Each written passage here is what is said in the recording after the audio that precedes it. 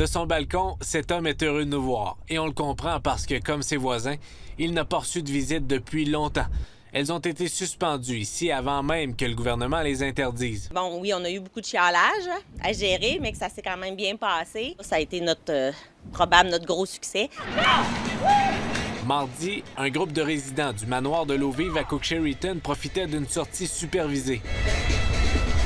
La directrice a ordonné le confinement dans les appartements il y a 6 semaines avant de recevoir la consigne du premier ministre. Ils sont tous dans leur appartement. Ils ne peuvent pas sortir, même pas sans que moi, je leur dis « OK, aujourd'hui, on va prendre une marche », même pas dans le passage. Elle est sévère, mais c'est ce qu'il faut. Si c'est le prix à payer pour ne pas être malade, bien, ça coûte pas cher. Est-ce que vous vous considérez chanceuse que le virus ne soit pas entré dans votre résidence? Très chanceuse. Je remercie le bon Dieu à tous les jours.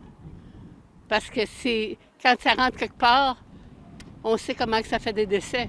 Une grande partie du succès de ces résidences repose sur la discipline du personnel. Ça serait le plate de faire mourir les gens pour avoir sorti à quelque part pour notre plaisir personnel. La rigueur porte également ses fruits dans les grandes résidences. Ici, Sélection Rock Forest, 241 résidents. On a depuis longtemps limité les sorties extérieures à la terrasse et au jardin. Et pour l'instant, aucun cas comme ailleurs. On se croise les doigts pour que ça continue ainsi. Jasmin Dumas, TVA Nouvelle Sherbrooke.